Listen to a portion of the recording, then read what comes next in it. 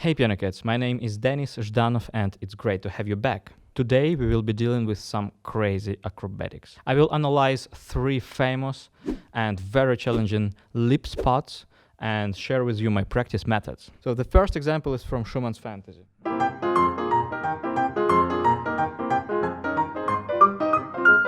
One well-known pianist was asked how to practice that spot. He said, "The best thing you can do is pray." Hallelujah.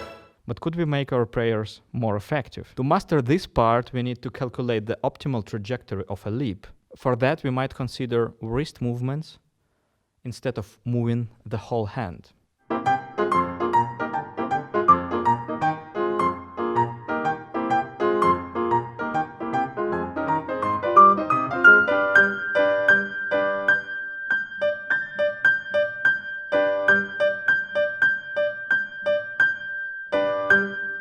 We also need a very stable 5th finger. Make sure you check out my video about how to use the pinky for better quality with less effort. Very important. Once you get a little more comfortable and reached a desirable quality in the slow tempo, raise it really gradually and try to preserve those comfortable feelings. If you raise tempo too quickly, you will need to increase tension in order to control everything. And your body will end up being tense and the spot will not be as easy for you. If the piece resists, leave it on that tempo which is comfortable for you now. During the night, our brain reprocesses the information, so tomorrow you will be able to bring up the tempo a little more without getting tense. This particular spot is very tricky for me.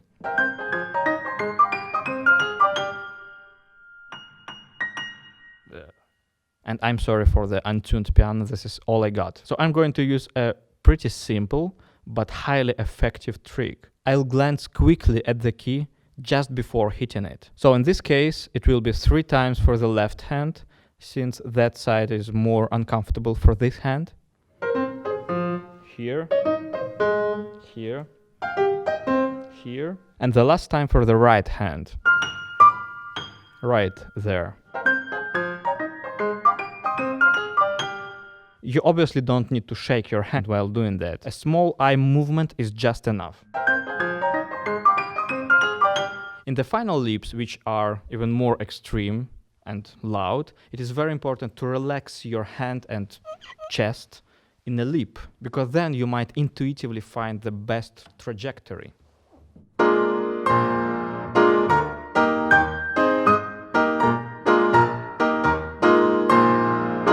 So I'm relaxing my hand between the chord and the octave. And it turns out that the most comfortable trajectory is kind of that one.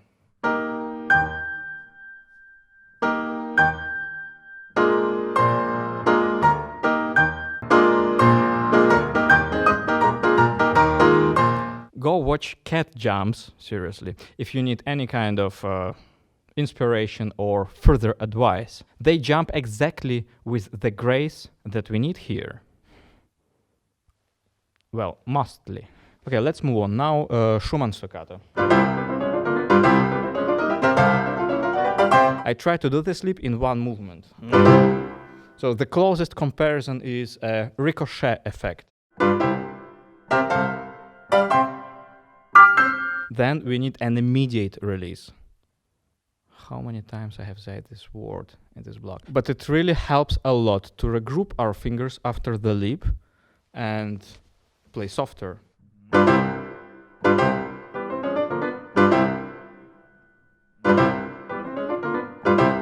It's useful to learn such parts with a time gap between elements.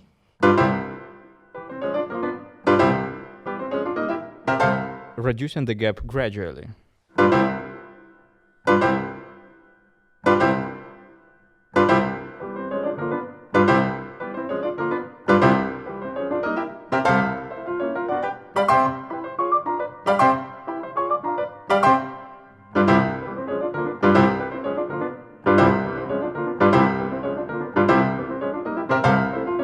Of course, it's a great option to make something difficult even more difficult.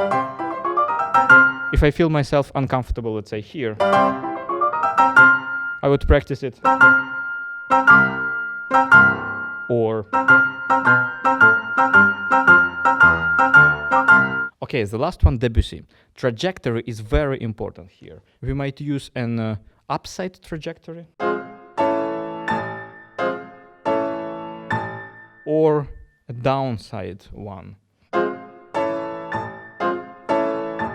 You have to experiment and find what is better for you. For example, in the first section of the piece, I feel more comfortable leaping through the downside trajectory.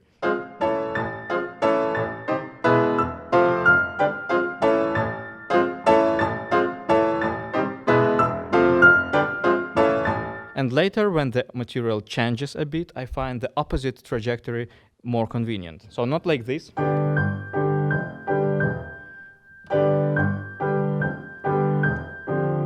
but opposite thing.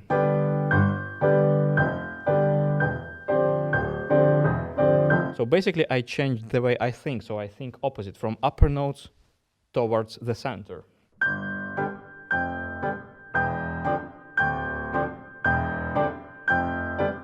But with the pedal, I'm doing just an opposite thing to meet the composer's requirements.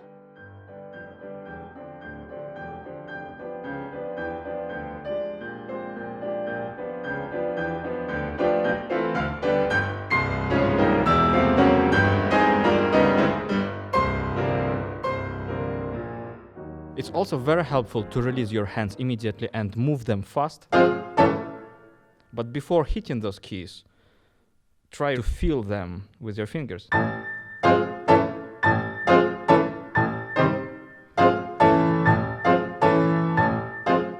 That kind of leaps is very useful to learn only with your fifth finger.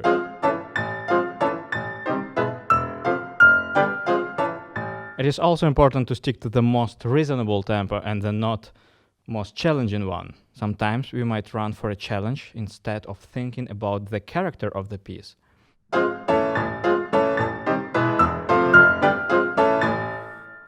I have to find a way to play it faster, it's just not fast enough.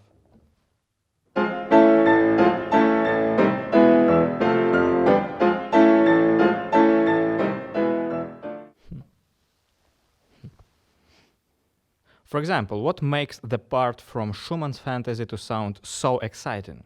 It's not just an acrobatics on its own, otherwise he would compose something like... So to convey the character, we really need to have enough time to show those musical rests. Thus, we don't need the fastest tempo, but a reasonable one.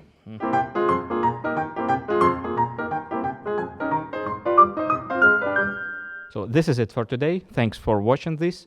Don't forget to subscribe. And if you have some ideas or something which particularly interests you, feel free to write in comments, and I will gladly consider that for my future videos.